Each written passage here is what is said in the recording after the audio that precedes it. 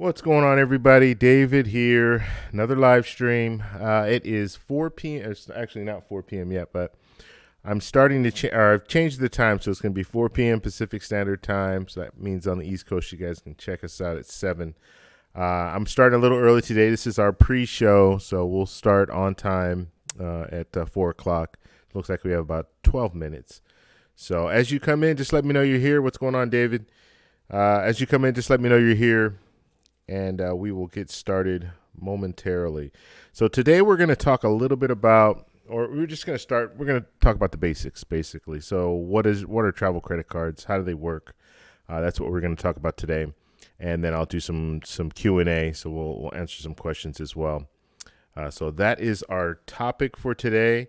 I know it's not anything really exciting, but it'll still be a great show. And plus, I'm sure we'll have some good questions and comments. Now, if you guys can hear me, let me know you can hear me and all that good stuff. If there are any issues or anything like that, please let me know if the video is not showing or what have you. Looks like we have a few people in here. Just chime in and say hello, or stop in, or whatever I'm trying to say. Just say hello. And we will get started momentarily. If you guys have questions right now, put them out there and we'll talk about it. One thing I do want to mention is we have a Facebook group. So we have a Facebook group, Travel Explore Click group, and I will post a link right now so you guys can check it out. Go down to the group, join us, and we talk about travel. That's what it's all about. So anything travel related, that's what we're talking about in the group. So if you have questions about travel credit cards, you have questions about luggage, about a variety of different things, anything, just put it in the group, and we'll get to it and hopefully get you an answer. So that's the travel group.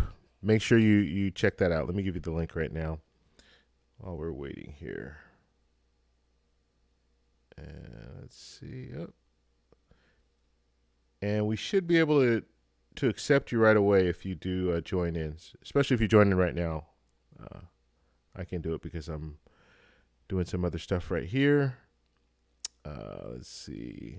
Drop that right there. Okay, so it looks like my stream is doing better as far as the internet. Looks like it's fine. I got the green bar, which is good. The last live stream we put out, I had the red bar, which is really bad. So, yeah. So David, he'll accept people as well. I'm doing good, David. How are you doing? Yeah. So David can accept you as well. He is an administrator, so he can. If you join in, he can accept you. So I put the link there, so go ahead and check it out. And let's see, what else do we have going on here? And like I said, we have about 9 more minutes, and then we'll officially start. And if you guys are new, like if you've just started, if you just got your first credit card, your travel credit card, or if you're thinking about getting a travel credit card, then you're in the right place. That's what we're going to talk about today. Just what is it all about? And does it work? Because I will tell you, I was very skeptical. First off, about getting credit cards, because it's kind of, there's always that stigma when it comes to credit cards for a lot of people. You think, okay, I get a credit card, but people not wanting to get credit cards. I've always been fearful of getting credit cards or getting too many credit cards. But you just need to change the way you spend, like you're spending, or I shouldn't say the way. You need to change how you spend, I should say. So you can spend the same amount of money, but you just change how you spend. Instead of using a debit card, now you're going to use a credit card, and then every 2 weeks you're going to pay it off. That's pretty much the way that I do it. I never carry a balance on my credit cards, and so I never pay any interest. And then I'm able to get the points and then use the points for travel. So that's the way that I work. Bionic Woman, what's going on? So you're saying I'm only eligible for the Venture One card. I just got it today. Okay, cool, good. And is Venture One the one that has travel partners? I can't remember. I think it's just the Venture card. But yeah, that's a good start. I mean, you get that one, and then if you want to, I don't know where you want to go with it. If you do want to travel, you're probably going to want to get some other cards, but you need to start somewhere. So you get one card, and then you see how that works. venture card is going to be more of a cashback card, but you can also jump into some other cards in the future. Now, I am not a financial expert. Let me just say that right off the bat. So I don't know how to handle your finances and all that good stuff. I know what works for me, and what works for me is every 2 weeks I pay off my credit cards. That's what I do. I get paid every 2 weeks. Every 2 weeks goes straight to my credit cards. So that's how I work that. And David saying get some Chase cards for Bionic Woman. Yeah. Why are you saying Chase, David? I thought you were a Amex man, right? All right. Let's see here. Make sure everything is working right. Okay. Now, if you guys are in here right now, please hit the like button. That way we can get more people seeing this. They'll promote it. YouTube will promote it if you guys hit the like button. So please do that for us so we can get more people in here. The more people, the better. That way we can give you guys more advice. We can all help you find the cards that are good for you. Let's see. D. Anderson, what's going on? Respect to all in the chat. I have 9 cards. Travel. I have 9 cards. 1 travel in Mexico, Delta, Sky Miles, 50,000 miles. I am in Chase 524 until 421. I added an Visa card, cash rewards. Okay, yeah, you got a lot of cards there, Anderson. Okay, let's see. Okay. All right. So we're almost there. We got about 6 more minutes, and then we'll officially start. Just waiting for some more people to come in. Code Red, what's going on? What do you think about the Citibank credit cards? If you're talking about the thank you, like the City Premier and City Prestige, they're good cards. I had the City Premier when that was my first card, and the card's okay. But David says it sucks. I'm trying to give you my unbiased opinion. Now, City cards are okay. The transfer partners, I'm not a big fan of. So, and that's what makes a difference for me. And when you start getting these travel credit cards, you want to go with partners that you're either familiar with or partners that you're comfortable with. So, let's say you fly on American Airlines. You fly on American Airlines, and City makes sense because you can transfer. You can transfer points to them. Now, there are workarounds. So there are workarounds once you get more into the travel credit cards, and you'll figure out, okay, there are workarounds. So if I have a Chase card, I can transfer to British Airways, which is a partner with American Airlines. So then I can book on British Airways but fly on American Airlines. So it gets a little confusing, convoluted, but it does work. So there are ways to kind of work around it. But when you first start getting these cards, you're going to want to try to make it as simple as possible. So a good example is Chase cards. You get the Chase cards, and let's say you want to fly on United, and United is the airline that you prefer to fly on. So you get the Chase cards, you transfer directly to United. You don't have to go around about. You can go straight to United. So that's an easy way to go about it. But the City cards as a whole, they're not a bad program. Okay. Now, this is my opinion only. I know I'm going to have some people that are going to disagree with me, but the levels, let's say these are the three brands. Okay. So you have thank you points, you have the membership reward points, you have the Amex points, and then you have the Chase points. Okay. My opinion only. I think Chase is still ahead. Okay, and then you have Amex right underneath them, right behind them, and then you have thank you points. That's the way that's my opinion. Okay, so thank you points are still trying to work their way up there. They do have some good features, or at least they do with the Prestige card, but that is a card that you're going to have to spend a little bit of money annually on. I believe it's still $450. Actually, I think it went up to $495 now, so it's a $495 annual fee. But you get that 4th night free, and you can use that twice. Or actually, right now, you can use it until September. And then September, they're going to change it so you can only use it twice a year. So the 4th night free is a pretty good perk.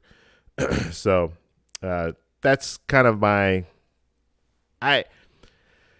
If I'm looking at cards, the city card would probably be the last cards that I would look at as far as filling that ecosystem.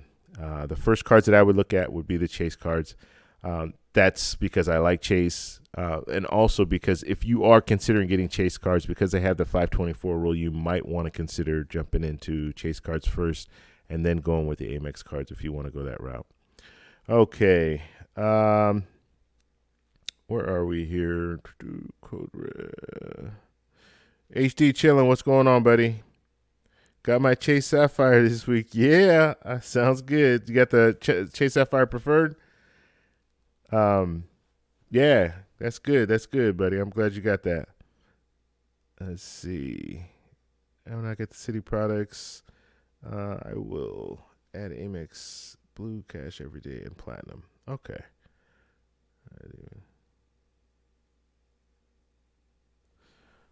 Okay, so Bionic Woman saying she can't get the chase cards yet. Unfortunately, you burn them. Okay, well, you might want to still try. You can go in branch, maybe get like a Chase Freedom card. I don't know. I don't know what your situation is, but it's still worth a try. What you don't want to do, Anderson, Bionic Woman, what you don't want to do is get a bunch of cards and then the 524 comes in effect, and now you can't get any chase cards. So if you are considering getting chase cards, maybe you should just try to get one. Like I said, get a cashback card, get the Chase Freedom or the Chase Freedom Unlimited. That way, you're at least starting that ecosystem, and you can start earning points. Just don't cash them out. So just earn points on your card, and then once you do get to a point where you can get like a Chase Sapphire Preferred or Chase Sapphire Reserve, then you can transfer those points up and use it for travel if you want to do that. Okay, so Code Red says he has too many cards already. All right. You can never have too many cards. That's David saying that. All right, if you guys are in here right now, please hit the like button and share this with your friends. So if you have friends that are interested in interested in travel credit cards, share it on Facebook, Twitter. Just put it out to everyone so we can get more people in here to join in. Now, I've changed my times, so just so you guys know, the schedule has changed. So if you guys are new, you guys weren't here last week. We're going to be doing live streams on Saturday. So we'll do live streams today at 4 p.m. Pacific Standard Time. So I've changed that. It used to be at 7 p.m. So now it's going to be at 4 p.m. Pacific Standard Time. So just give you a little bit more on the East Coast, gives people a little more opportunity to check me out. I don't know why I can't talk today. And then on Sunday, we're not going to have anything. Okay. Sunday's kind of what I'm going to consider the wild card day. So I might come on with something, but for the most part, I'm not going to schedule anything. So I'll let you know. If you are my Facebook, or I keep saying it's not my Facebook. If you guys are in the Facebook group, okay, I will put it out to everyone. So you guys will know if it's a Sunday and I am going to go live, I'll put it out prior to, so you guys will have a heads up. But then Monday we're going to do a live stream. Monday we're not going to just be talking about Colombia. I know I kind of wanted to do that. I don't know what I was thinking. Like, I'm really going to talk about Colombia every Monday. So it's not going to be about Colombia or just about Colombia. It's going to be about affordable travel. And basically what I want to do with that is find these different destinations, some of the destinations I've been to, some of the destinations I haven't been to, but find these different destinations that are affordable to travel to and that are good vacations. So it might be a good vacation for families, good vacation for solo travel, all that good stuff. So that's what I want to work on. So we'll talk about Colombia, because I think Colombia is a great place to travel, like an affordable place to travel.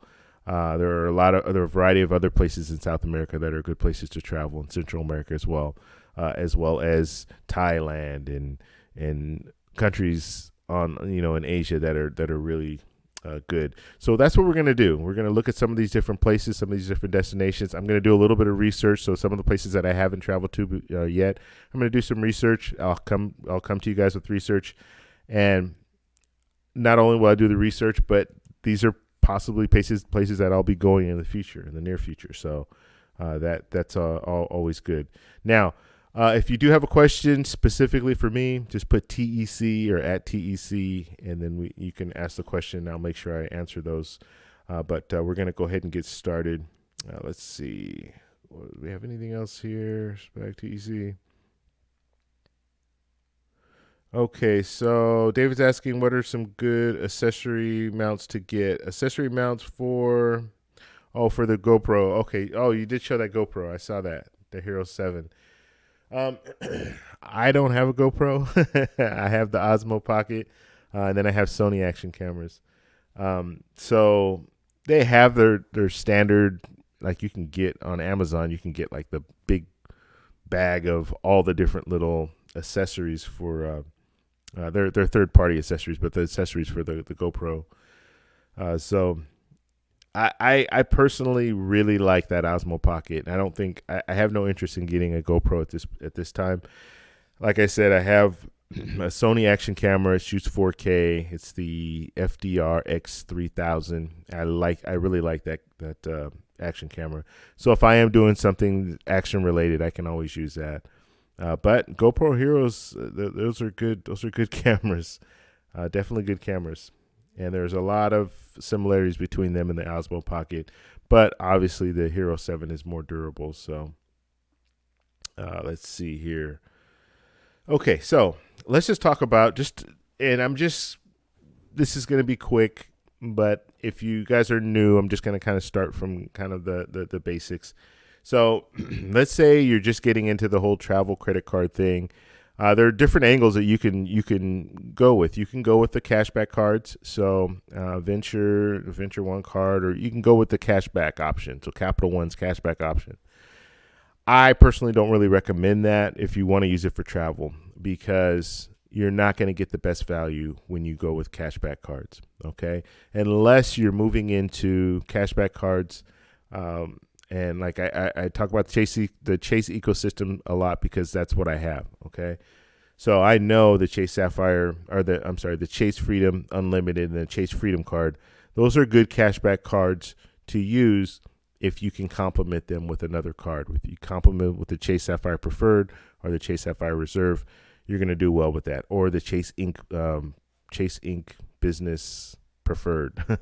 You can use those, and the reason why you want that second tier, or the third tier really, is because you have cashback card, points on the cashback card. You can transfer those points up to the Chase Sapphire Preferred, or you can transfer them up to the Chase Sapphire Reserve. And by transferring those points, now you have access to the transfer partners. Okay, cashback cards generally won't give you the option of transfer, or they won't give you the transfer partners because they're cash back. So you can get the money out, but you can't transfer them up to these different transfer partners.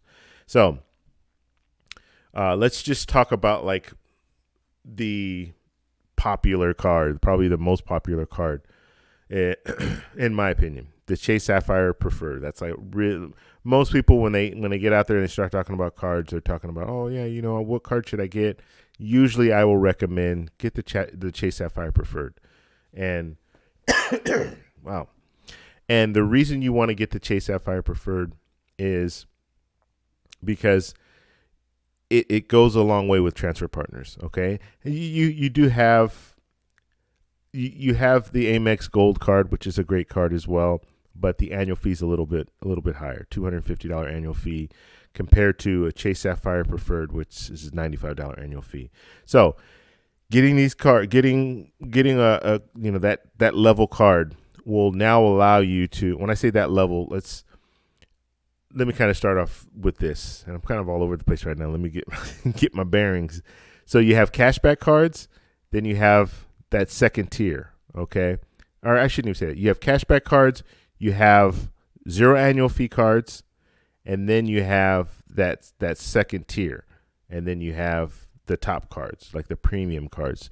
So they all come at a different kind of price range, right? Cashback cards are usually zero annual fee, and then you'll have some other cards like airline branded cards and hotel branded cards that are zero annual fee. Some of those cards are zero annual fee, and then you jump up, and then you have the kind of that second tier card where it's a $95 annual fee. So you can get hotel branded cards, airline branded cards, Chase Sapphire Preferred, City Thank You Premier, Amex Gold, it's a little bit higher, but it's still kind of in that same bracket. It's actually a better card than the $95 tier cards usually. But you get into that range, and then you can jump up even higher and get into the premier cards where it's gonna be $450 and up for an annual fee. Now, I know when you hear that $450, you're thinking, why in the heck would I pay $450 for a credit card? What do I get out of it? Well, most of those cards, you're going to be able to get that value, okay? And if you work it right and if you do travel, you will get the value out of it. So that $450 is not, you'll be paying it every year, but you're going to get that credited back to you if you do it the right way. So where are we? So if let's say you get the Chase Sapphire Preferred, they'll give you a minimum spend. I don't even know what it is right now. I think it's 65,000. 65,000, I think it is, or 60,000 maybe. They've kind of changed it just a little bit. They always bounce up and down the bonus. So let's say it's 60,000. Let's say you need to spend $3,000, okay? And this is all hypothetical. I can't really go to my stuff right now because I only have one monitor open. I want to be able to monitor everything. So usually I have two monitors so I can kind of go back and forth. So we're just going to talk today. So let's just say you need to spend $3,000 within the first 3 months, and then you hit that bonus, okay? And that sign-up bonus is very important. You want to hit the sign-up bonus. And with any card that you get, you want to hit the sign-up bonus. If you don't hit that sign-up bonus, it's not worth it. It's not worth it to get the card, okay? So if you're a person that you don't really know how much you spend in a 3-month period, then maybe you should wait 3 months kind of and itemize all the money that you spend. And I don't know how you spend your money. A lot of people now they use their debit card to make purchases. So just track it. See how much you spend in that period, okay? Now, we're not going to include mortgage and rent, car payments. We're not going to include those because generally those are harder to use when you hit your minimum spend. Like for that, with a credit card, it's a little bit harder. You have to kind of go through some different loopholes, and you might have to pay some extra fees in order to do that. So don't count those. Just count your regular spend, going to the grocery store, eating out, entertainment, travel, all that stuff. Just count those. So see how much you spend in 3 months. So if this is the case is if you don't know how much you spend, and it's set $3,000 annual or $3,000 minimum spend, then wait 3 months and see what you're spending. Okay, or wait until you know. Okay, you know what? Wait a month and a half and see what your regular spend is. And if your regular spend in a month and a half is $2,000 or $3,000, then you obviously know that you'll be able to hit that in 3 months. So that's my advice. Make sure you hit the minimum spend. If you can't, it's not worth it. So you have the Chase Sapphire Preferred, or you have a card at that $95 level, and you hit the minimum spend. You get the sign up bonus. Now, what do you do with those points? And that's what a lot of people get hung up on. Like, they have the points, they don't know how to use the points. Okay, there's a reason why the Chase Sapphire Preferred, the City Premier, the Amex Gold. There's a reason why these cards are very popular. And the main reason why they're very popular is because they're what we call like a universal card. Like the points, you can use those points to transfer to hotels. You can use those points to transfer to airlines. So you have more flexibility with those cards. They're a little more universal. You have more flexibility, right? Now, if you have, let's say, United Explorer Plus card, it's a $95 annual fee. And same thing, you spend $3,000 or you spend whatever they tell you need to spend in the first 3 months. You hit the sign up bonus, you get, and we'll just say 60,000 points. You get 60,000 points with that card. So let's say you have a Chase Sapphire Preferred. You have one or the other. You have the Chase Sapphire Preferred, or you have the Explorer card, right? The Explorer card is an airline branded card, United. Those points I can use on United, but only on United. Or I shouldn't say I can use them on United. I have to book it through United is basically what I'm saying. Okay. With a Chase Sapphire Preferred, I have points that I have 60,000. So we have the same amount of points, right? But the beauty of having a Chase Sapphire Preferred is I can transfer it to United if I want to. I could transfer to some of the other airline partners that Chase deals with. I can transfer it to a Hyatt property, so a hotel. I can transfer it to a Marriott property, an IHG property. So now I can transfer to hotels and airlines. So this card is a little more powerful. The 60,000 points are a lot more valuable than the 60,000 points that I have with the United card, because I can do more with them. So I hope that makes sense. So I'm not saying don't get an airline branded card. Airline branded cards are great. I just hit a minimum spend on the card that I have, the United, the Business Plus card. But I am saying that you're going to go further if you have the City Premier card, or the Chase Sapphire Preferred, or the Amex Gold, because you have more flexibility with those cards. So I hope you guys understand that. So that's kind of what I'm saying when it comes to that. Now, so you have the points and you don't really know what to do with them, how to use them.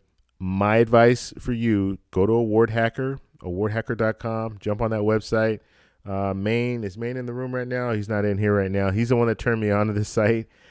Before that, I was just getting on the points guy, and I was trying to see how to work out things as far as points. Some of them are easy, right? So if I have the Chase Sapphire Preferred, I already know, I can look and I can see who all their partners are, all their airline partners, all their hotel partners. So when I'm ready to book, if I want to book my airfare, I just get on there. I see, oh, United, they're a partner and they're a legacy carrier. I can fly domestically. So if I have the 60,000 points, I can transfer over whatever I need. So I jump on United, see how many points I need. So usually what I'll do that first. So I'll jump on United, sign up for their their program. Wow. Sign up for their program with United. Then once you've signed up with their program, then you just get in there, type in what you want. I want to go from from Los Angeles to New York. Put that in there. Put award miles. That's what you want to use. Even if you're not going to have award miles in your account because you haven't done anything with it yet. You just signed up. But put award miles. It will open up and it will show you all the different the different points or the amount of points that you'll need to fly. And then from that point, then you just jump over to your Chase Sapphire Preferred account, so your Ultimate Rewards program. You take those points, you transfer them directly over to United, and it usually takes like 5 minutes. There's only one time where I tried to transfer like 75,000 points, and I've done it since then. It went through. It only took like 5 minutes, but this one time, for whatever reason, I tried to transfer it. And it didn't show up until the next day. I had to call them, and then it actually showed up. So that could happen. So just be aware of that. But usually it takes about 5 minutes. And once it's over there, then you just book your flight. And you'll pay, like, let's say if you're flying domestically, you're going to pay, I think it's $11.40 or something like that for taxes and fees, and that's it. So you use your points, and you'll pay the taxes and fees. Now, if you're flying outside of the country, you pay a little bit more when it comes to taxes and fees, and depending on where you're flying. Certain airline carriers will charge you, they could charge you a lot. Like British Airways, they charge a lot when it comes to taxes and fees. So be aware of that as well. Okay, so that's pretty much it. And then, like, when it comes to, it's very simple. It's a simple way to transfer if you have the Chase Sapphire Preferred card. If you have I shouldn't say it's simpler. It really is simpler if you just have the airline card, because the points are already there, so you don't have to do any transferring at all. But it's better to have the Chase Sapphire Preferred, or to have a card at that level that's more universal, because let's say I want to stay at Hyatt property and I have points in my Ultimate Rewards program. I go to Hyatt. I find out how many points I need to stay at a Hyatt place in wherever it is, Orlando. I look it up. They tell me what I need as far as points. I transfer those points. Wow, I think I'm getting sick. There's something going on with me right now.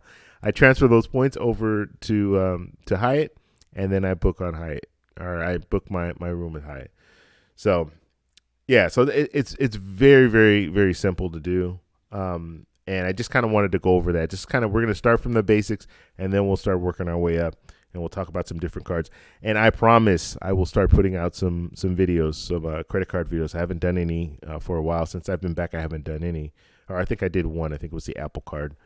But I will start doing some more. Some comparisons too. So comparing two different cards to each other. If you guys have any ideas or any pointers or anything like that, not pointers, but if you guys have any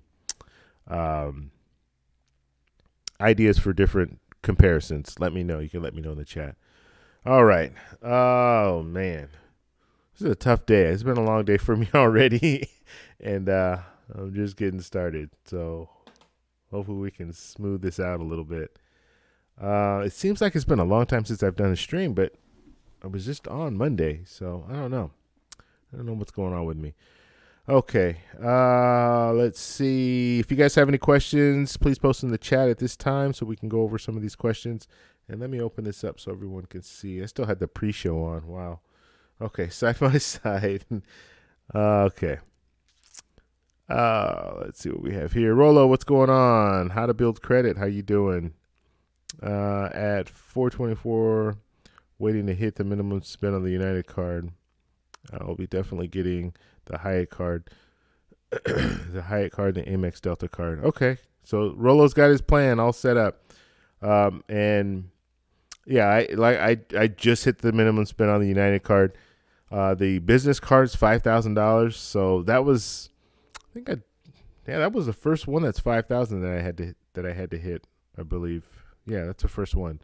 So yeah, it's 5,000 in 3 months for me. That's really close. Okay, I basically my end date was the 26th, so a couple of days ago, and I finished it I think on Tuesday, so like maybe 3-4 days prior to.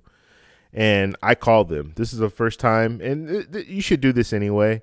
Just call them to confirm, hey, did I hit the minimum spend? Just so you get that confirmation from them, because like I'm telling you, with this card that I had, it was going to be it is 75,000 bonus points. So I want to make sure I hit that, and I want to make sure they know that I hit it, so I get the points. There are no problems or anything like that. So yeah, great card though. United's a good card. You get the 2 club passes, which is good. Most people, I won't say most people, but a lot of people do have priority pass already because they have a card that allows them to get priority pass. So I probably won't use those club passes. The only time I'll use them is if I'm in a situation where I don't have a priority pass lounge. I don't have access to a priority pass lounge. Then I'll probably use that one of those club passes. But yeah, great card. And then the other one you said, it's a Hyatt card. Okay, I do have the World of Hyatt card right now. Another good card, Hyatt Properties. I really recommend. I like staying at Hyatts. That's just, out of all the different properties out there, I like Hyatt the best. You know what you're getting. You know what you're getting. I don't care where you are in the world, really. Wherever they have a Hyatt, you kind of know what you're getting. If it's a Hyatt place, I know what to expect. And generally, Hyatts they're well maintained. They're newer style hotel, and I like them. So if it's a Hilton, some of the Hiltons, some of them are really nice. Some of them are really old and not nice.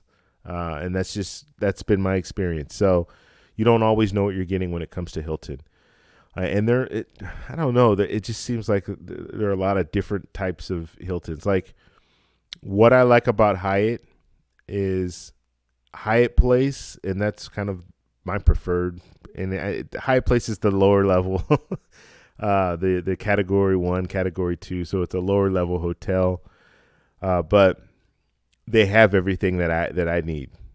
Most Hyatt places will have breakfast. I mean, they serve breakfast, so you get the free breakfast, and then you also get, like, let's say you get a king size bed or 2 queens, and then you'll have another little little area where you can sit down. And they have a couch there. Usually that couch pulls out too, so you have extra space if you have other people there.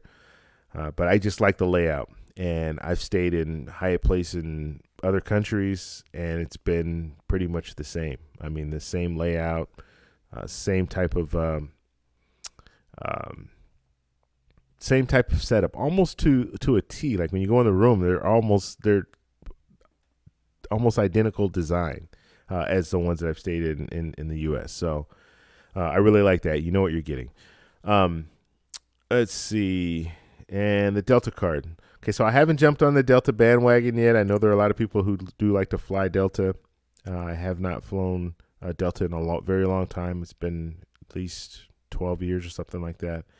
So one day I will start. I'll start looking into it. Right now I'm with United. I'm fine with them, but yeah, we'll see. One day we'll jump on a Delta flight and see how it is. Okay, Rolo Amex tempted me for the Amex Delta Gold 60,000 bonus points with a $1,000 spend. Okay.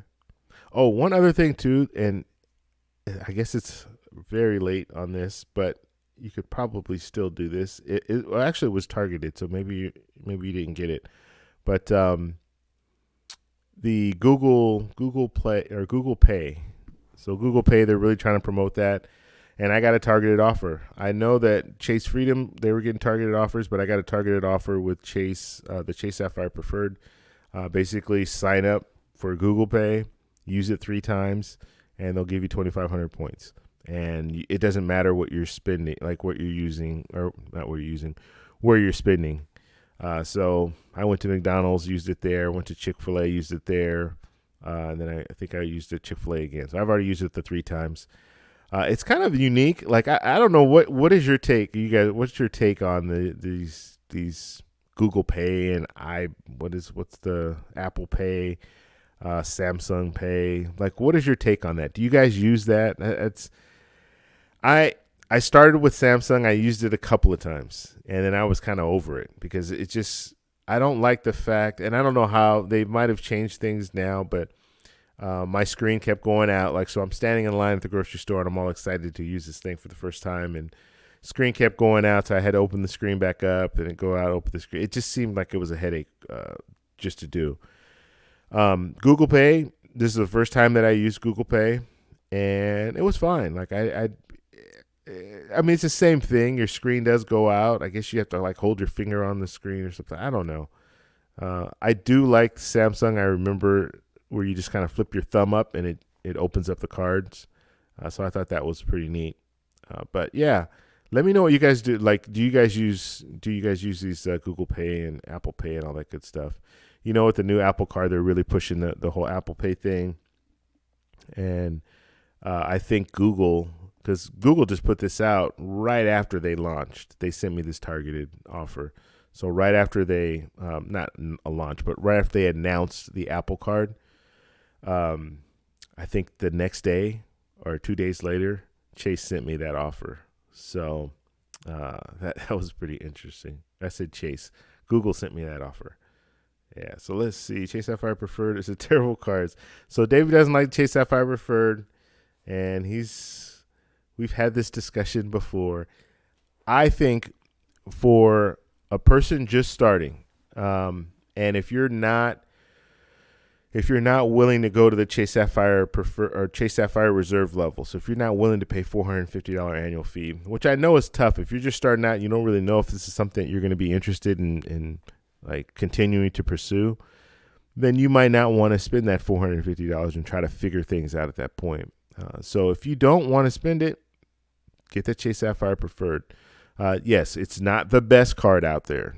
Absolutely not. But it's a very solid card, and it will teach you what you need to know when it comes to travel credit cards. You'll have the flexibility that you need. So that's why I recommend it. I recommend it to people. If you're not willing to go to the Chase Sapphire Reserve. Now, if you ask me, hey, I don't care about paying $450. I just want a card that I want to get the best card. I don't want to go through getting a Chase Sapphire Preferred, and then because if you get a Chase Sapphire Preferred, you can't get a Chase Sapphire Reserve, right? So if you just want to jump into it, get that Chase Sapphire Reserve right off the bat, and the $450 annual fee. Yes, it's pretty steep, but you will get a travel credit. You'll get a $300 travel credit. So if you already have a trip planned out and somewhere you want to go, and you're willing to pay that up front, that $450 annual fee, and in a couple of months you're going to be going on a trip, you're going to get the $300 travel credit. And what that $300 travel credit is, basically you use the card, they're going to credit your account for that $300. So you use your card for anything travel related. Okay, and that includes like train fare or taxis, all that good stuff. So that's how you can kind of think about it. So you think about it, okay, it's really going to be $150 because I'm going to spend that $300 anyway when I travel. So why not just get it now, and 2-3 months down the road when I do go on my trip, then I have that $300 travel credit. So you can think about it along those terms. Now, let's see what else we have here. Rolo, it makes sense. Okay, we already went over that one. Got the Amex Delta. Okay, we'll skip that. Our flying Southwest Vegas. Okay, Scott. So, okay, so you guys are talking about where you're traveling to. Stefan, what's going on? Let's see here.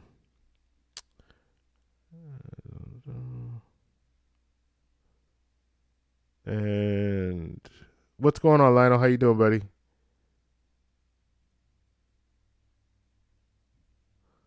Okay. Let's just scroll down here. Okay, so David said he hit 300,000 Marriott points today. Where should you go? Okay, so let's see how many points. So 300,000. What is it? Is it like 30? How many points you need for a room? It's like 30,000 or something like that. Let's see. Casey, what's going on? Opinion on United and the American getting rid of the award charts. Yeah, that's kind of tough. And I like United. Like I said, I've been flying with them, and now they're going to be changing. I don't think it's effective until either October or November, something like that. But yeah, we'll just have to wait and see. I mean, that's all I could say. You just have to wait and see. But obviously, it always gets tougher. That's the way it seems.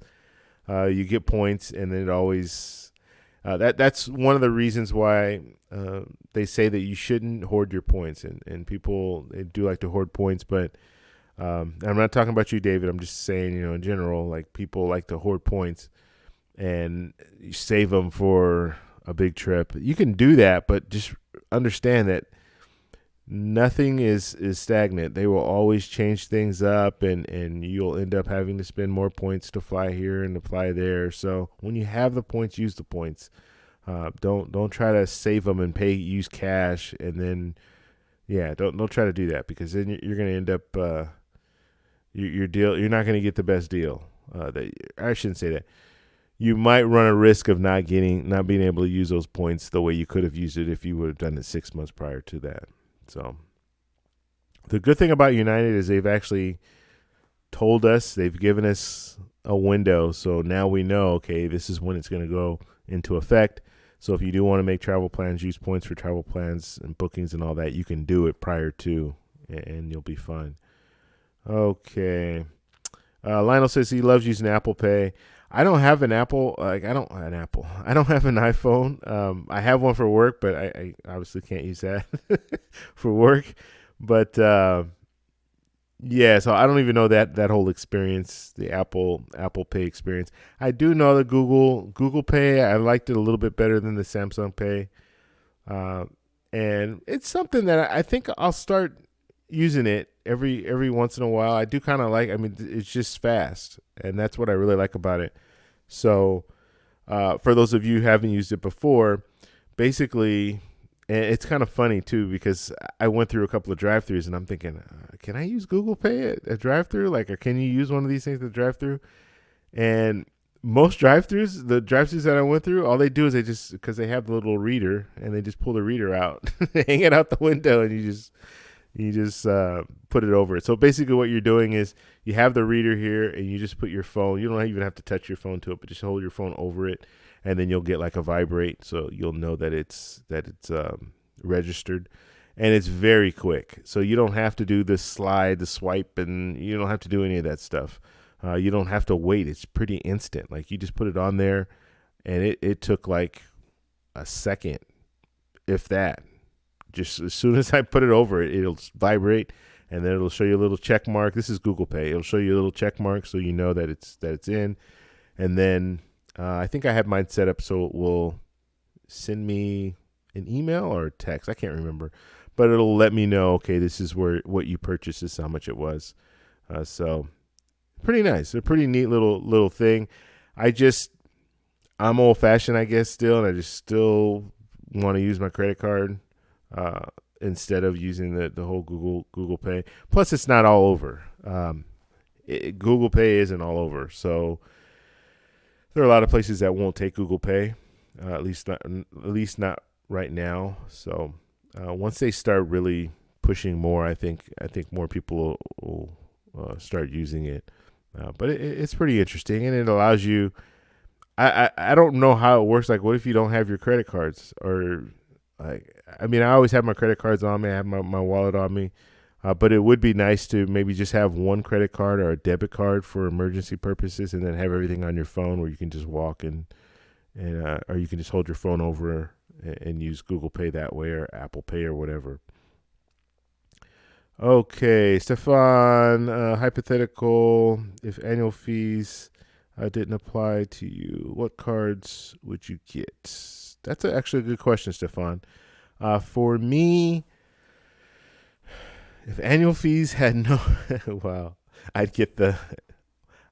hopefully get invited into the Amex Black card.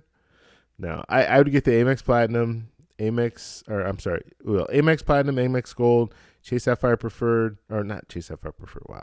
Chase Sapphire Reserve, City Prestige. I'd get all the top tier cards. If there's no annual fee, why not? I mean, or I should say, if the annual fee didn't apply to me, then I would get all the top tier cards.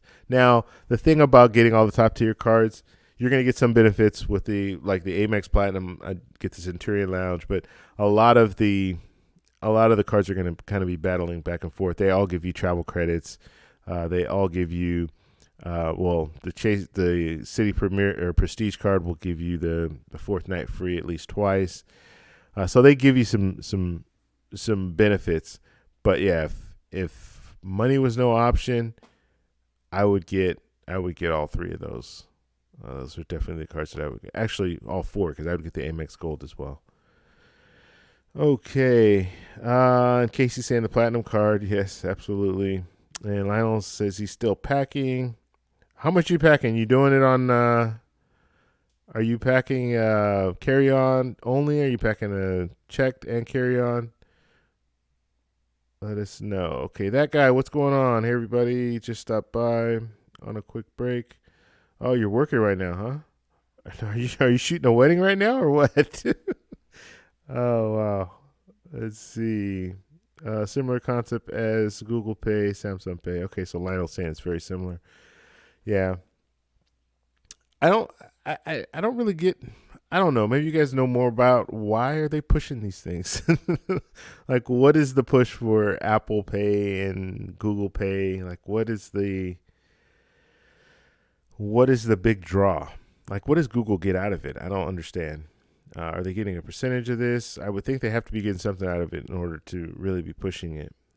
But yeah, I'm interested to know. Now you have the credit cards that will, a lot of the credit cards, the newer ones, it's that tap to pay thing. So, what is the real draw to have these cards? I don't know. Or these apps. Let's see. I've been using my Chase points for hotels and City Amex for flights. Okay, yeah, that's a way to go. I'm surprised how good Category 1s are. Yeah, and this is Casey saying that he's surprised at how good the Category 1s are at Hyatt's. And that's so true. Like, I'm telling you, I have not to this day, knock on wood, stayed at a bad Hyatt. And when I say bad, I mean like a low quality hotel, like a dirty hotel, or just a hotel that's not kept up. Like Hyatt, they do a good job of keeping the hotels up. You know what you're getting. even if it's a Category 1. I mean, it, it's it's pretty amazing. Like, because I've stayed at some lower level hotels from the other chains, and they are lower level, and they are. I've stayed at some higher level hotels that are not kept up, and it's very, like, oh, I was in Hawaii. I stayed at a Hilton. Yeah, it was not. It was an old hotel, and they didn't fix it up or anything. I mean, it was clearly an old hotel. Uh, all right, let's see. Okay, so Lionel saying he's packing a checked and a carry on. Okay. Yeah. Fly out of town 2 weeks. Okay, so you're out for 2 weeks. You stayed at Airbnb, then you can only pack a carry on and just wash your clothes. Yeah. So I always, just so you guys know, like, I do try to pack a checked bag, or I'm sorry, not checked, but carry on as much as possible. I will be going to Hawaii in a couple of months, and I'll be packing. How am I going to do? I probably will do a checked bag in that case as well, mainly because we're going to be there for 9 days. We're not. Oh, actually, we do have washer dryer. I don't know. I haven't figured it out yet. We'll have to see.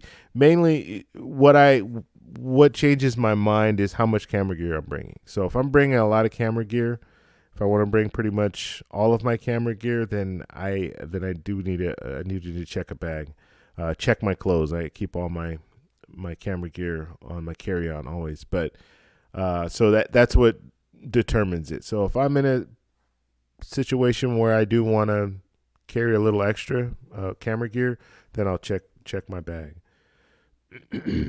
All right. Stefan, what airline have you been the most comfortable? Oh, just bounce. Most comfortable in economy. I like Delta and JetBlue personally. Similarly, if you were able to have status with any airline, which airline would it be? Good question, Stefan. I like JetBlue as far as the flying. For economy, the most comfort.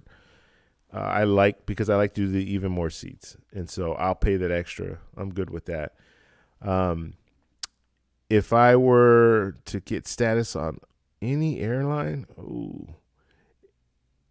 it's gonna have to be one of, like, Emirates or something like that. I know it's not a legacy carrier, but it's gonna have to be one of those because I would love to get bumped up to one of their little suites, little apartments or whatever. So it would be one of those. Let's see. You would say that usually laundry's done at some time in Asia, but no guarantee. Okay, so you stayed at the Waldorf. So Lionel knew I would say that about the washing your clothes. Yeah. Yeah. I don't know. I'm fine with washing my clothes.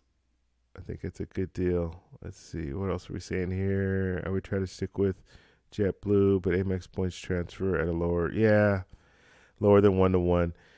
That's Stefan saying that he likes JetBlue, and I'm on board with you when it comes to that. Chase has the same thing where you could transfer to JetBlue, but you transfer it at a lower rate, which I wouldn't want to do. I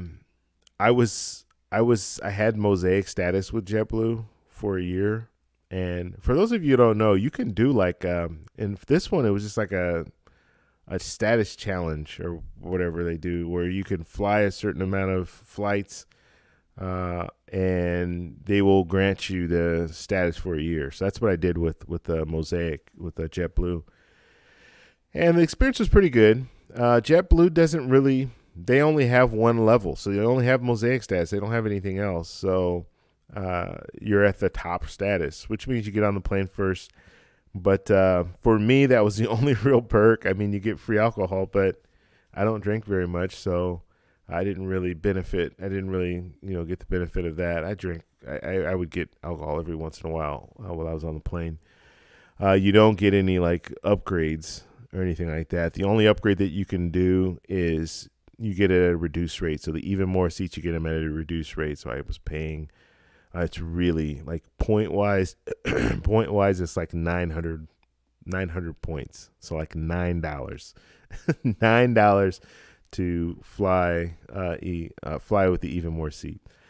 So you don't get like mint, you don't get a mint class upgrade. So you're not going to be in one of those seats, but you do get, you do have an opportunity to do the even more seats. So that's good. But I really like JetBlue. I just like I like the airline overall. So any other questions, guys?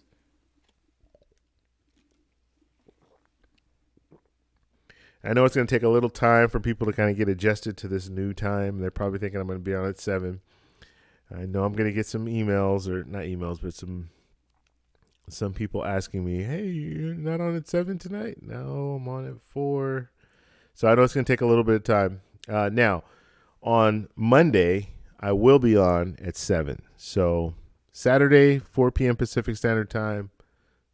Monday, it will be at 7 p.m. Pacific Standard Time. Okay. Let's see. What status does the World of Hyatt card give you? How has it benefited your experience while staying at Hyatt properties? Okay. Another good question. Hyatt. So I've been their highest status. I was a diamond before they moved into the globalist. So I got grandfathered in, and I was a globalist for 1 year. I was a globalist for 1 year because they upped it. So it's now 60 nights that you have to stay. Before it was 25 stays, and a stay could be 1 night. You just need to check in and check out. So, the one gripe that I have about Hyatt, or there's actually 2 gripes. One is they don't have enough properties. So there are a lot of places that you're going to travel to, and they're not going to have a Hyatt there. So that's one gripe. The other gripe is the status doesn't really get you much. It really doesn't. I've been upgraded a few times, so that's good, but they don't always guarantee that upgrade. And they have kind of a system where you call in and you see if they have an available upgraded suite. And I've got it only a handful of times while I was a globalist. And I was staying at Hyatts pretty regularly. Not enough to get the 60 stays or the 60 nights, but enough to at least get more upgrades than what I got. Another thing, when you get those upgrades, or not the upgrades, another thing is the whole breakfast setup. Okay, there's a reason that I like staying at Hyatt Place or Hyatt House. The reason that I like staying at those places is because you get the free breakfast. You can be a globalist, but that doesn't necessarily mean you're going to get free breakfast, because if they have club access at the hotel, so let's say it's the Hyatt Regency, Park Hyatt, Andaz, or whatever all the different other properties that they have, if they have club access, you get club access. And club access is just like an airport lounge, pretty much. That's what it reminds me of. You have kind of the finger foods. You're not going to get like a full-on meal. So that's kind of that experience. And then they do kind of like a happy hour thing with you'll have free wine or stuff like that. So you can do that in the evening. But that's what they offer you, okay? So they don't give you that free breakfast unless they don't have a club, like they don't have a club set up. So they don't have a club lounge. If they don't have a club lounge, then you'll get the free breakfast. When I was in Paris, I stayed at the Hyatt Regency, and they were doing construction. So they did have a club lounge, but they were doing construction. So because they were doing construction, I was able to get the free breakfast. And that breakfast spread was amazing. Like that was the best breakfast spread I've ever seen. And if you check out my videos, I have some videos that I posted. Wow, this is when I went to Paris, probably like 3 years ago. So if you go back far enough, you'll see I did a video of just the whole spread, and it was pretty amazing. Just the way they set everything up, and they had cheese and all this different stuff there. It was like, wow, okay, this is like really impressive. I don't even know how much it was because it was free. So, I just go in and they write my name down. So I didn't know how much it was, but I can imagine it was pretty expensive for breakfast there. Okay. I don't know what is in my throat, but it is bothering me right now. Let's see here. Hold on one second here. And then just to go over all the other statuses too. So you have the globalist status with Hyatt. That's the very top. Then you have the explorer status. That's what I am right now.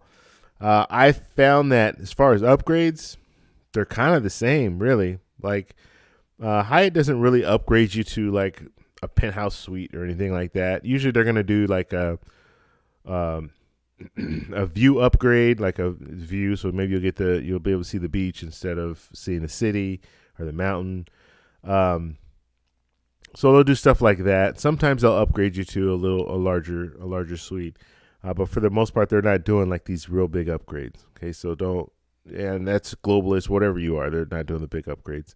But with Explorers, I was still able to get the upgrades. With Explorers, you still get 4 passes to club passes. So you don't get that club access automatically, but you can call in and see if they have available club access, and then you can get the club access. Man. So they do that, right? And then you have the Discoverers. Discoverers is their lowest level. Or not the lowest level because you still can be a member, but you have Discover status, and you still have little perks with them as well. I don't even know the perks, to be honest with you, because I haven't been a Discoverers before. But for the most part, I think Explorers is fine. Like if you're in Explorer status, you're fine. I think you need to stay 30 nights or 25 nights or something like that in order to get that, and it's worth it. It's worth it to be in that spot because you're still going to get some of the benefits, and you'll still have club access. If you need club access, you'll have like 4 passes for the year, and then you also get the United passes too. I think United club passes. Okay, and I think they give you two United club passes. Let's see.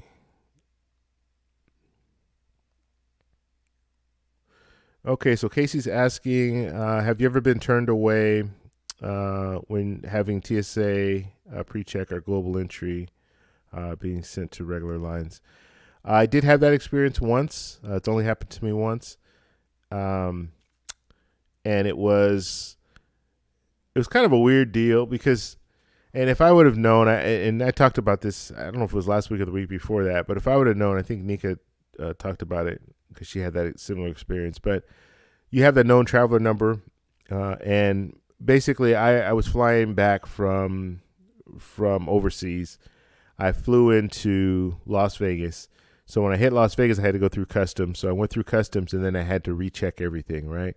So when I rechecked everything, I didn't notice that I didn't have the because on your airline ticket it's going to say TSA pre-check.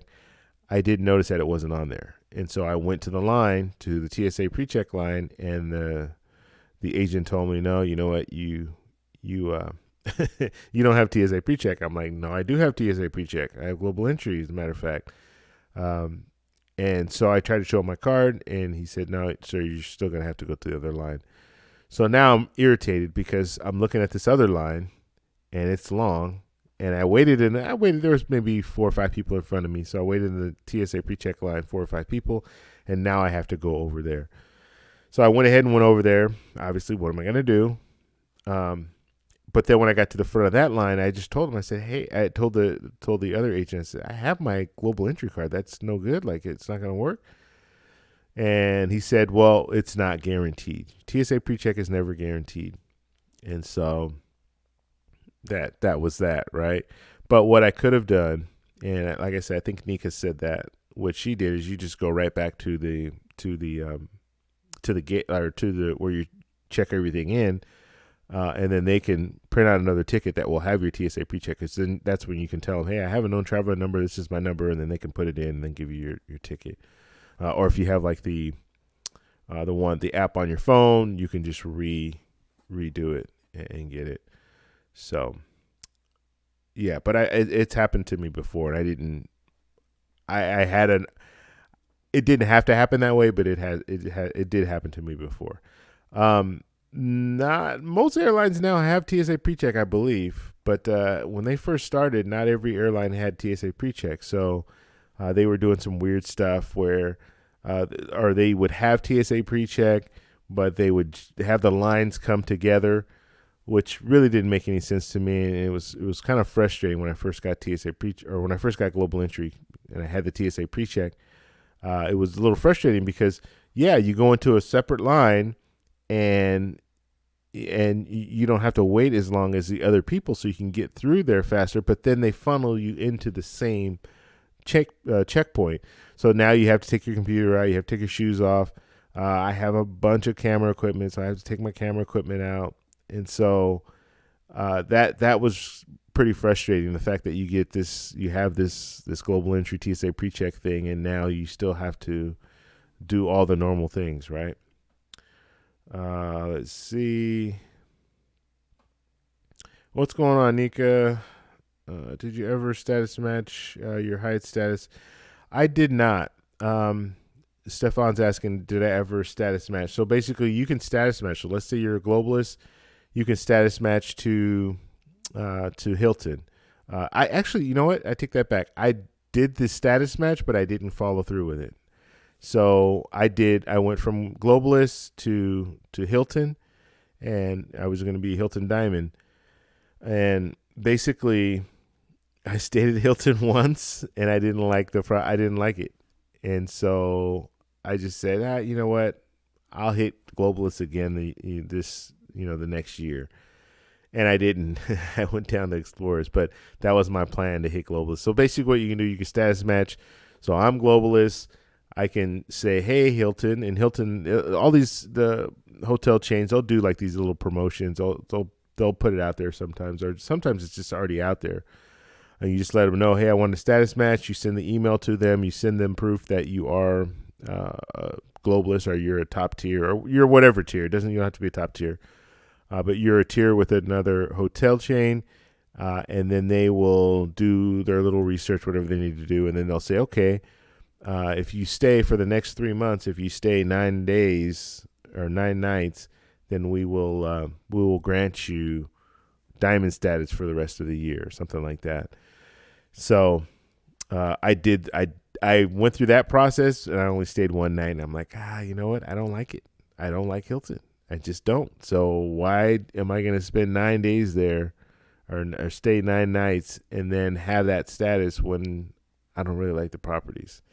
So now, since then, I've stayed at some pretty nice Hilton properties. Some good, some bad. But I have stayed at some pretty, like there's one in a resort in Las Vegas. It's not actually in Las Vegas. It's in Lake Mead area. Very nice Hilton property. Very impressed with that place. So let's see.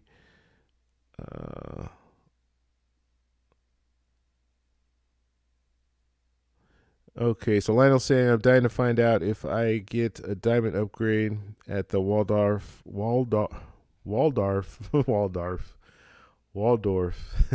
Bangkok. Yeah, I hope you do, and please show us some video of that, because we definitely want to see it. Let's see, Stefan saying, Lionel, nice. Have you enjoyed diamond status? Question mark. Upgrade once, but mostly get extra points and snacks. Yeah, and they do that too. They'll give you extra points, and then they'll give you little snacks. Height is the same thing, where they'll give you, I think they still give you extra points, but they'll give you like a snack, but it's kind of weird. Like, I don't know, they give you a cookie or something. it's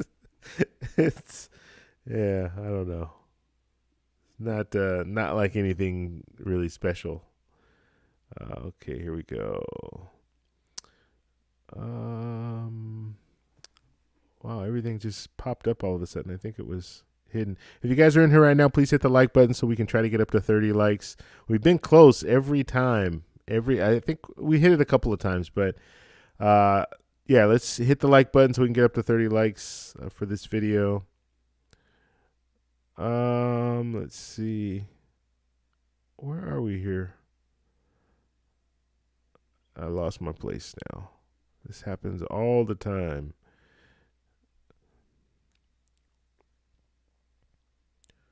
Okay, here we go.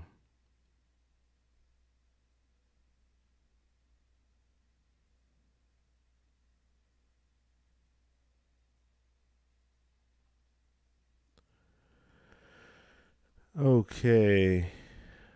Um, I don't know what you're asking, Nika. Maybe you're talking to someone else. Upgrade once. Yeah, I don't know what that question is. How long does it take to get the? I think you're saying the tiered bonus after you made the minimum spin. Height. Yeah, I don't know. Actually, I don't know because they have that new tiered bonus. Yeah, I don't know how that all works. Let's see. DJ, what's going on? Copperman, what's going on? So how do you avoid getting robbed when? Oh God, I don't know anything about that, buddy. Let's see. Let's get cash back. Oh God, these guys. We're gonna have to retract stuff or what? So if you guys want to talk about like serious stuff, then we can talk serious, Chicken Man and DJ, whoever you are. But if you guys don't have anything really nice to add, then you guys are not going to be in here. I'm going to put you on a timeout. Let's see. All right. We're putting you in a timeout, both of you guys. All right, let's move on here.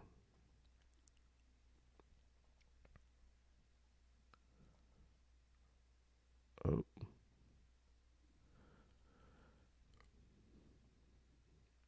One more here. Okay. So let's move on here.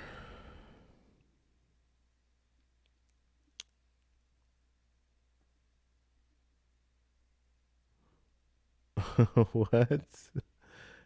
Oh, let's see.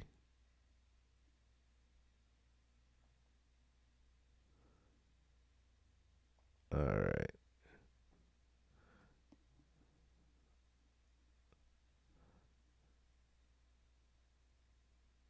Yeah, Lionel. Hey, I'm gonna say that. He said, "Why didn't you say he know who I am?" Yeah, and I'd be in handcuffs. Let's see. TSA pre-check has to be on your ticket. Scans different on the machine.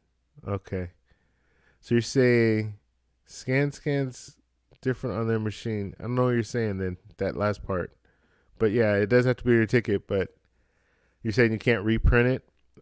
Let's see. You have a 420 video coming out tomorrow. Okay.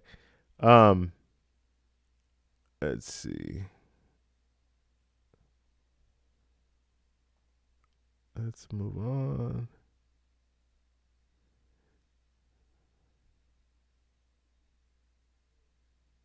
Okay, so yeah, Casey's saying that you can the get Infinite Explorers status by status matching Hyatt to M Life. Yeah, and I did that too. I did the little stat. I had a Globalist actually. They won't give you the top M Life status, but they gave me the second. I think it was gold or whatever it was. So when I was in Vegas, I was able to use that, which was cool.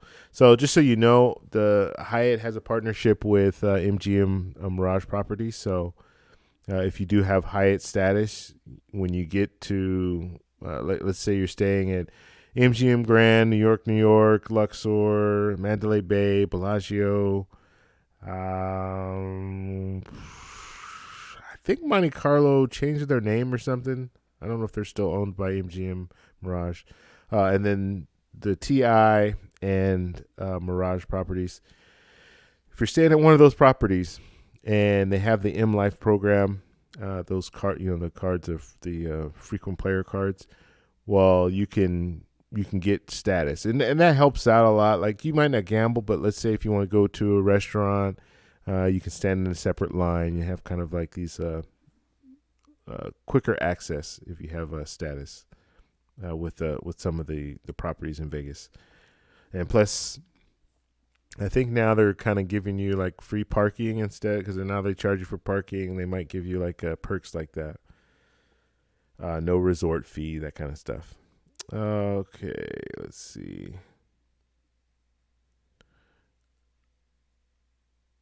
Okay, but Casey saying, but you won't get club access passes. Okay, what's going on, Mark? How you doing? I made the minimum spend on my Hyatt, and they only gave me 40,000. I'm still waiting for the 20,000. So, Nika, did you hit the minimum spend for just that first level, the first tier, or did you hit it for all? Because is it like 6,000? I think $6,000 in 6 months or something. Okay, Mark. I don't agree with the other Dave. The Chase Sapphire Preferred isn't a bad card. It's a top three travel card. Certainly better than the Bank of America Platinum card. All right. I was saying it scans different on their machines. If you don't have TSA pre-check, it will beep twice. If you have TSA, it will beep once, or vice versa. Okay. Stefan, I remember you mentioned before that you have the Advantage Platinum Select. I have it as well. Let's see. I have as well earning on. It's pretty bad. Yeah, I wouldn't recommend downgrading.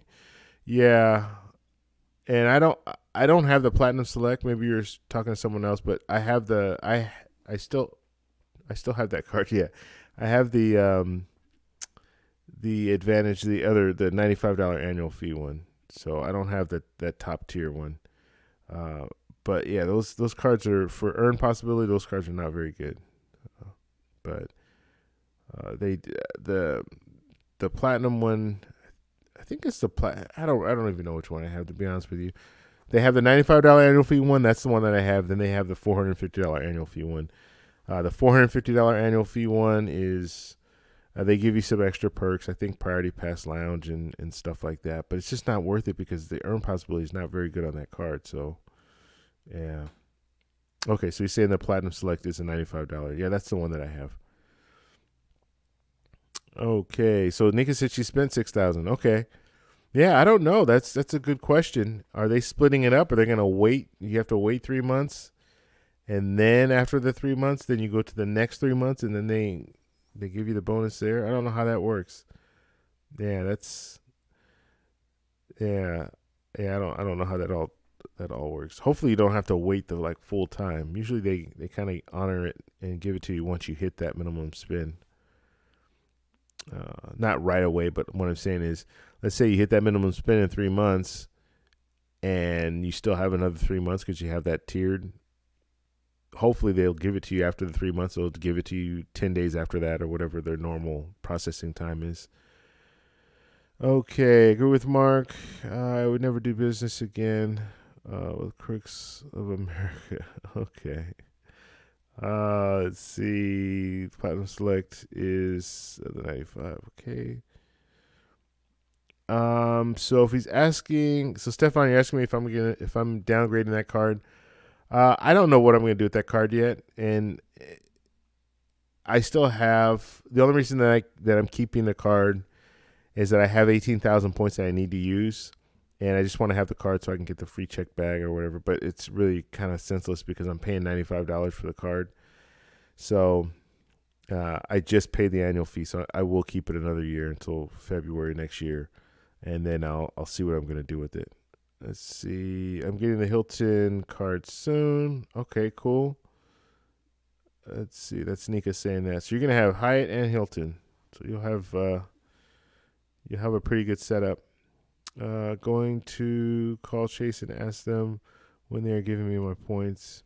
I need them now. Yeah. Yeah. Yeah, I would call them. I would call them as soon as you can just to find out. And usually they'll tell you. I think they told me because I just called them this week, and they told me it was going to be like they said up to 4 weeks. In my experience, it hasn't been that long. Usually, it's pretty quick. Like I haven't even checked my account. It might be in there already. Amex Platinum gave me my bonus already, and I haven't even hit the minimum spend yet.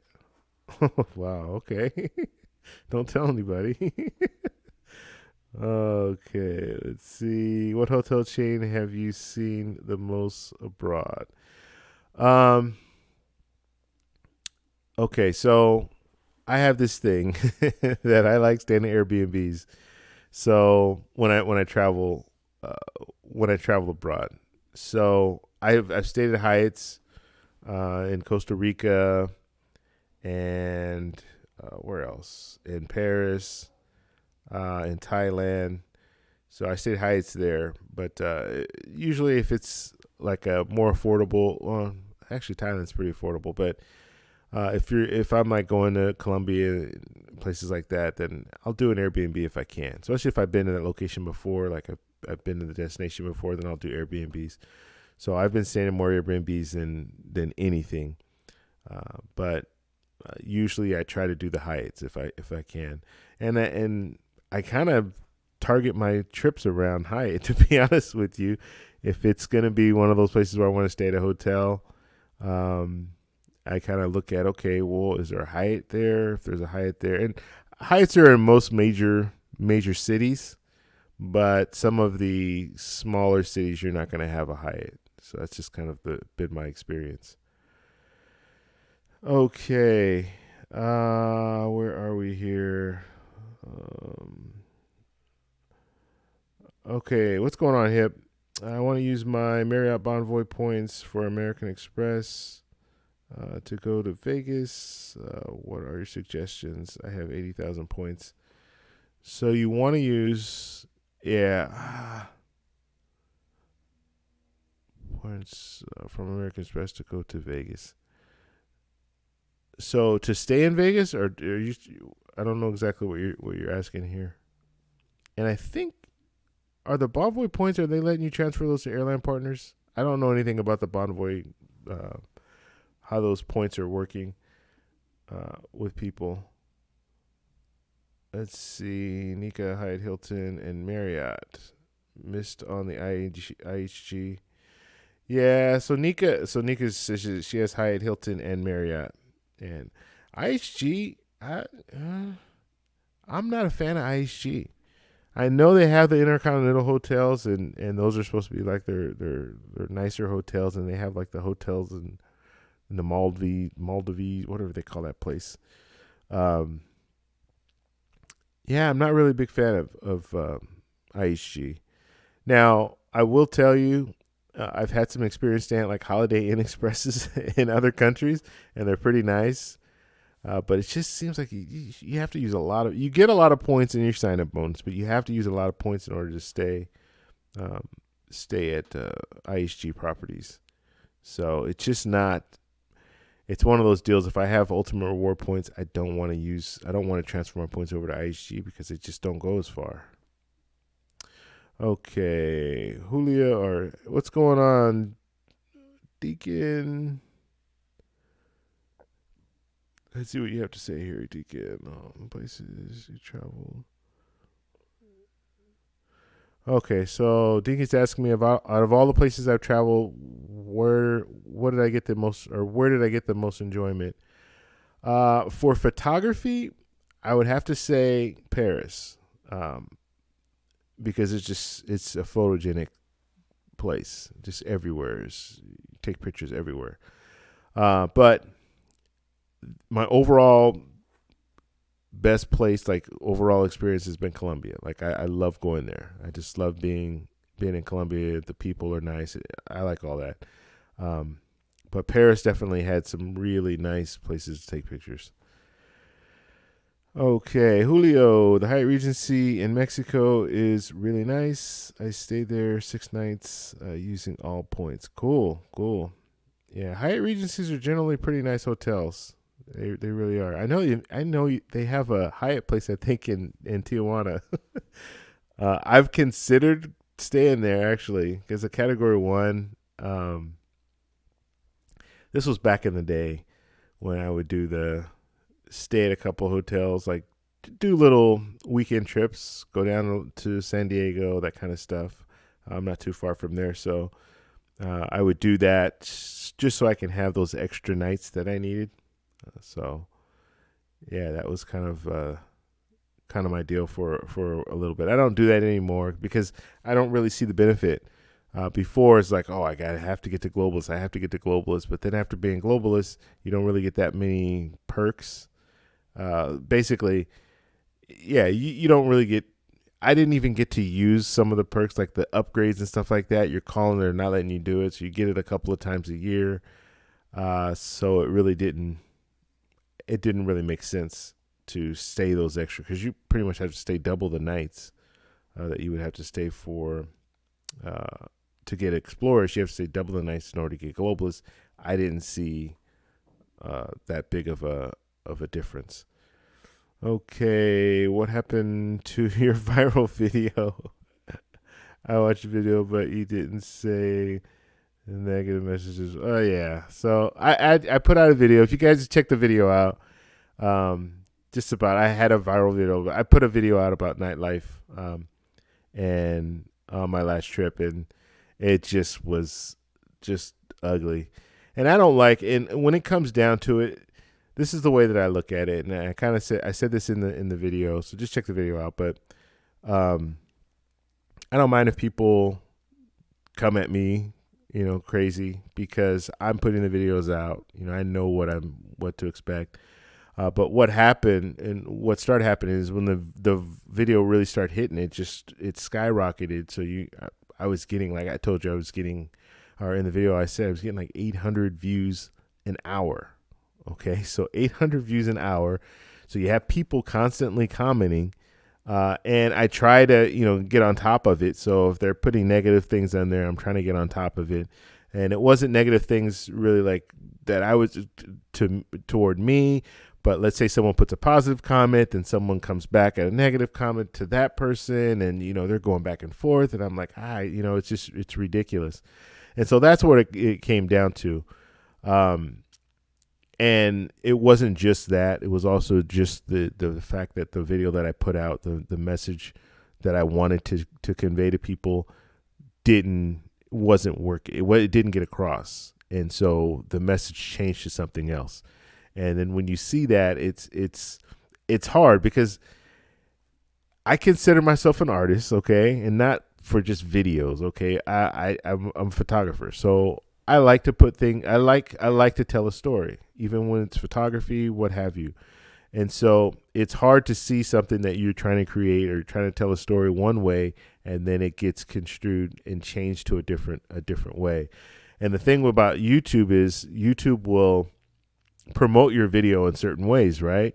So you might have, this is my intention. I put my title up there. Is this about nightlife in this area?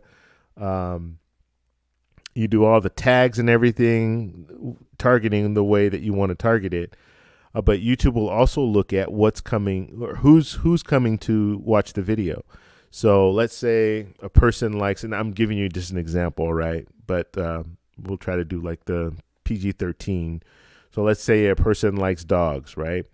And they've watched a lot of videos that are dog related videos. And then they come to your video and they click on your video, and YouTube knows that this person's coming from, they like dogs, right? So now YouTube is thinking, okay, well, this video probably has something to do with dogs. So we're going to promote this video to other people who like dogs, right? And so that's how it kind of, spirals out of control, because you might have a vision or like a message that you're trying to send in the video, and then other people start getting in there, and then they see it as a different message, right? And so now it's changing. So now all these other people are jumping in there that are not really where I wanted the video to go, I guess is what I'm trying to say. So it just, I don't know. You live and you learn. Like YouTube it's new to me still, as far as, some of the stuff like this, and hey, you figure it out. But what I won't tolerate, and like I said, I don't mind people trolling me. I could care less. It doesn't bother me. I mean, um, that I don't have a problem with that. But when you start attacking my viewers, attacking the subscribers that I have on my channel already, that I don't tolerate, because you guys are coming here to see videos that I put out. You're not coming here to be harassed and things like that. And I know it happens. I know you guys are adults and you can handle it. But it's still one of those deals. And when you have a video that's viral, like I said, it's hard to stay on top of it. Just think 800 views, and let's say 10% of those views are comments. You know what I mean? And that might be a higher number than normal, but what I'm saying is it's hard to stay on top of it. So I was constantly like on there, like looking, okay, this. Sure, I could have turned off the comments, right? But now I'm changing my community, because now I'm taking the comments off, so I'm not allowing anyone to participate. And I want to make it a community. I don't want it to be like me just putting out videos and you watching it. I want to put out videos and I want to hear feedback, and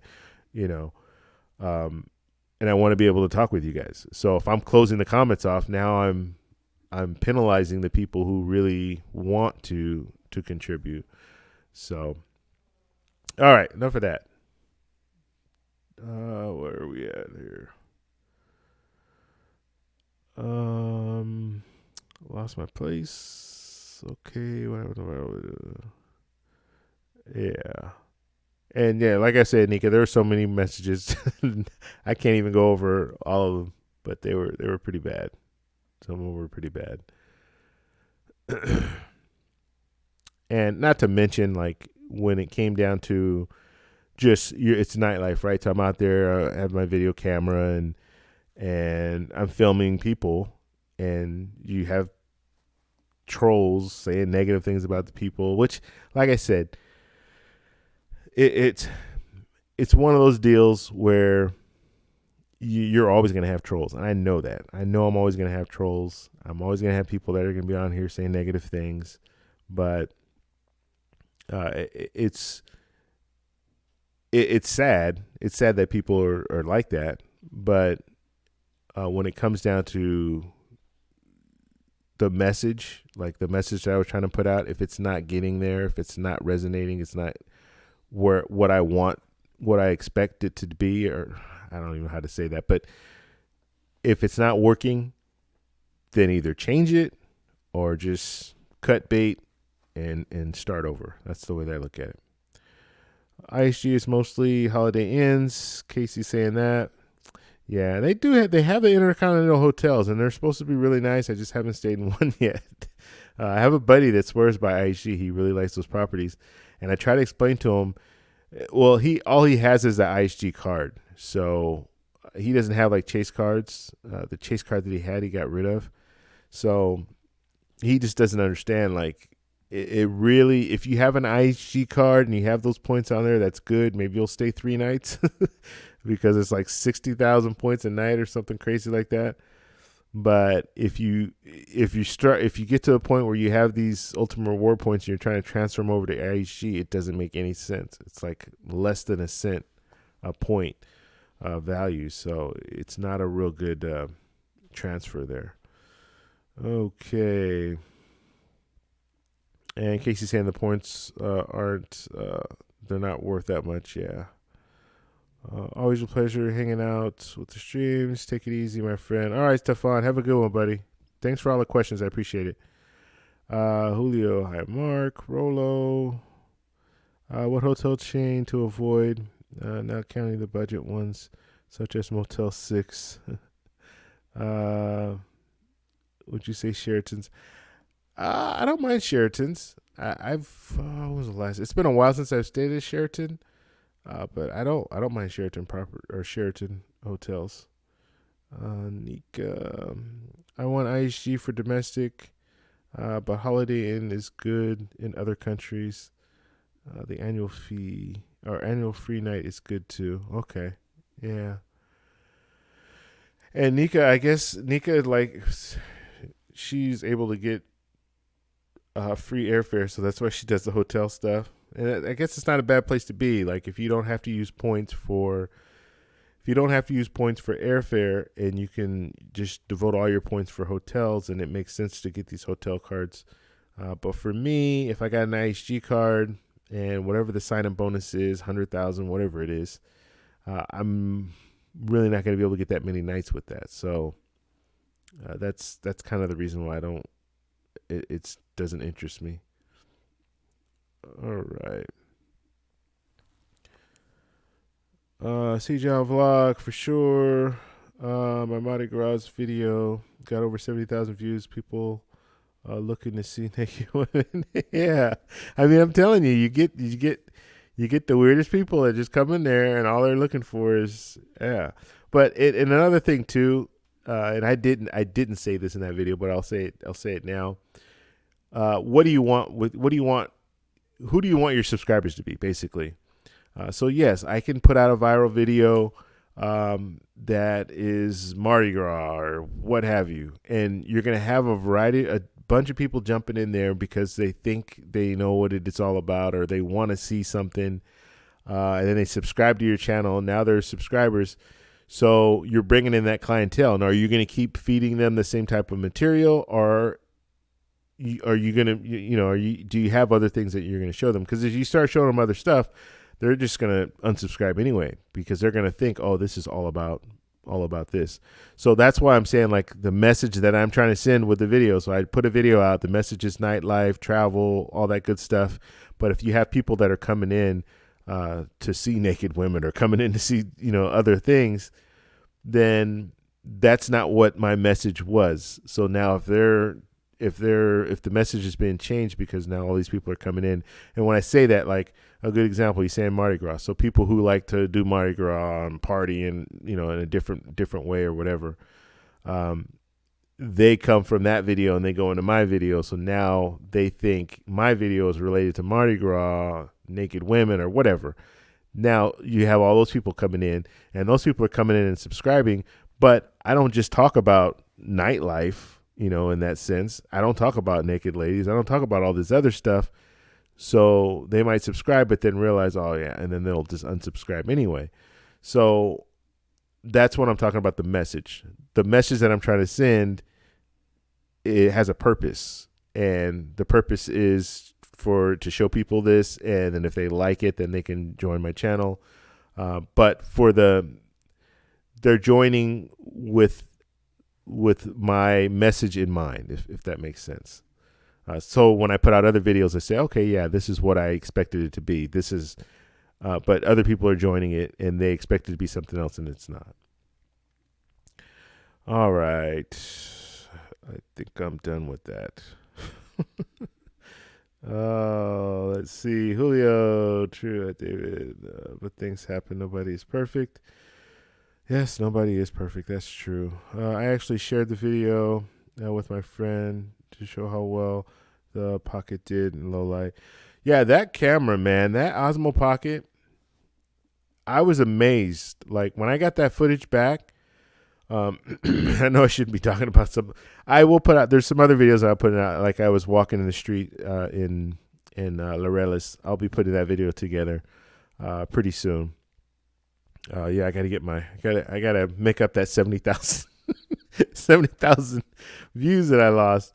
I didn't lose, that I shut down. But I was amazed at how good that video quality is, because low light is tough. And if you have it's a small little sensor in this little Osmo Pocket. So I was concerned, like, walking at night, how it would look, but it looked good. Like, it was, I mean, you're talking about inside of clubs. I have another video that I'm going to be putting out about 2 different areas of Colombia, 2 different restaurant bar areas of Colombia, and I'm telling you, the footage looks really good. So I was really surprised. Let's see. I want to get the IHG for the sign-up bonus and the annual free night.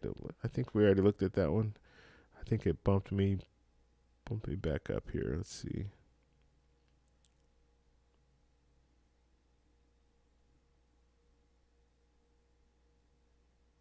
Yeah. So yeah, see John vlog. I'm gonna have to join your channel, John. I haven't checked it out, but I'll definitely join it. You can post a link if you'd like. I'll share it with the group here. Okay.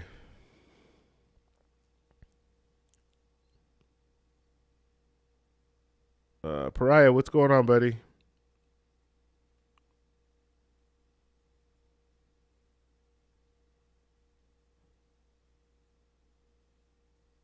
So, Anika, you're thinking about getting the Osmo Pocket. I would get it. I definitely would. I don't know if you have any other cameras or anything. Or you do have a camera. You have that the A6000. Um, it's so convenient that little Osmo Pocket. Just to, I mean, it's you can put it in your purse or your pocket or whatever, and you can walk. I mean, walk. You can walk. Yeah, you can walk. But you can just put it in there and take it out whenever you want to use it. It's an amazing little camera, and it gets a lot of flack. Like some people, you there's a whole this whole camera industry, camera world, camera gurus. I consider myself a camera guru. I have some of the best equipment out there, but I like something that I can have at all times. I have the Sony A. I just lost my train of thought. I had the Sony A7, the Sony A7R3. Great camera, great in low lights, full frame, excellent. But I don't want to take that camera everywhere. Like I just don't. If I'm going out, let's say I'm traveling and I'm going out on going out for the night, I don't wanna have that camera. One reason I don't want to have it is I don't want to lose it. Um, and if you go out and you're going out to clubs and things like that, and you go to a bar, what have you, I don't want to have to hold that camera everywhere or have a little backpack. Or I don't want to have all that. I don't want to have all that. So having just a small little Osmo Pocket thing that you can just throw in your pocket and pull it out and kind of shoot little video here and there and have the stable footage. I mean, it's like I'm in clubs and all I have to do, it takes me 2-3 minutes to get like a nice, and not even that long, really, only one shot, just a nice pan of the whole crowd, right? Um, it's amazing what that little thing can do, that little camera can do. So I highly recommend getting it. Okay, let's see. And if you have, Nika, if you do get it and you have questions or anything like that, then feel free to reach out to me. Um, let's see. Where am I now? Are you asking me where am I now? I'm in California. I missed the story. What happened? Probably nothing big. Just you can check out the video I just released. So after you check this out, just check out the video I just released, and it'll explain everything. My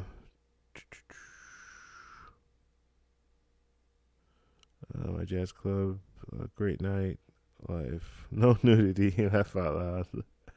All right, let's see. Yeah, so all right, so I just wanted to kind of come on and talk. And we're gonna build up every day, every Saturday. We'll talk about travel credit cards, and I just didn't have I didn't have a card to talk about today, so that's why I just wanted to start off kind of with the basics. But we will keep it going, and if you guys have um, any requests or anything like that, Facebook group is a good place to put that stuff. You can message me privately on there if you want to do that. I try to get in there. I'm pretty busy. Like I'm doing this channel, and I have a full-time job, and I do photography on the side as well. So I'm pretty busy. So I do like to get on Facebook every once in a while, but I don't check everything on there. So if you message me privately, that generally works out a little bit better. Where I'll respond to that much quicker. Let's see. You guys are asking about city points. Nice chat. Keep up the great content. All right. See you. All right, John. Take care, buddy. Um. Yeah. So that's pretty much what we have today. If you guys have any questions, any last minute questions, just let me know. And yes, check out the Facebook group. Let me put a link back on for that. I think I have the link right here. And I'm still in the process of getting my computer fixed. I haven't. So those of you who don't know, the screen on it on my. This is. I have two laptops. I have one that's just like a 13-inch laptop. I usually take that when I travel, and I don't use it very often because for editing, it's just not that. It's too slow. I mean, I can do it, but it's more work. So I had a better laptop, but I cracked the screen on it. So I was using that laptop for all this stuff here, but now since the screen's been broken, I haven't been using it. Just been using this other one, so I have to get it fixed. And it's going to cost like $300, which is ridiculous. But I mean, I'm in a bind. What do I do? Like, I'm not gonna fix it myself. That's for sure. Okay. What's the question here? How would you describe your channel? Your what is it? Direction. So my channel, basically, it's kind of more of a story. So I started out, the channel is all about photography, right? And that's what I started out doing. But then I got to a point where, and I was doing a lot of landscape photography at that time. So I was doing different stuff related to that. And then about 3 years ago, I started. My idea was to change the channel a little bit because I started traveling and I wanted to do travel photography. But what I found, and you have a lot of travel photography sites that are out right now, or channels that are out right now, and they talk about the photography end, like going to all these elaborate locations and all that stuff, and that's great. But when you like the reality is, when you start traveling, you realize how expensive travel is, right? So I took a couple of trips, and I was like, wow, I can't afford to do this. Like, I mean, I have a job, so that helps, but doing any type of photography, travel photography, you need money. So you need money to travel. So that's when I started getting into travel credit cards, right? And so then I started thinking, wouldn't it be good if I could have a channel that is still photography related? So we still talk about gear and stuff like that, but we also talk about affordable travel. So how to get to these different destinations to take pictures. And so that's what my channel is about now. I do talk a lot about travel credit cards because that's what I use to travel. And once I get to these destinations and I talk a little bit more about, I usually try to talk a little bit more about photography, and I'll do the kind of vlogs and things like that. But that's kind of what I want my channel to be about. So it's more of a travel photography on a budget.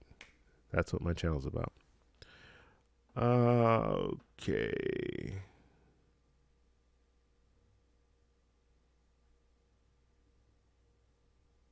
Okay, so there's John saying, yeah, I saw a lot of photography videos. I love the ideas of travel videography or videographer.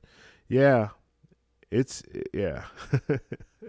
And a lot of my old stuff is a lot of photography related stuff, and then I still talk a little bit every once in a while about photography. Let's see.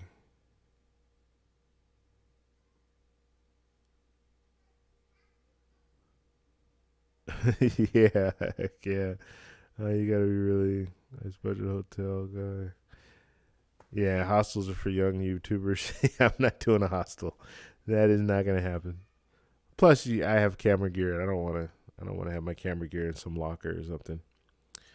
Okay, guys, we're gonna take off for today. I will be back on Monday at 7 p.m. Pacific Standard Time. We'll be talking about affordable travel.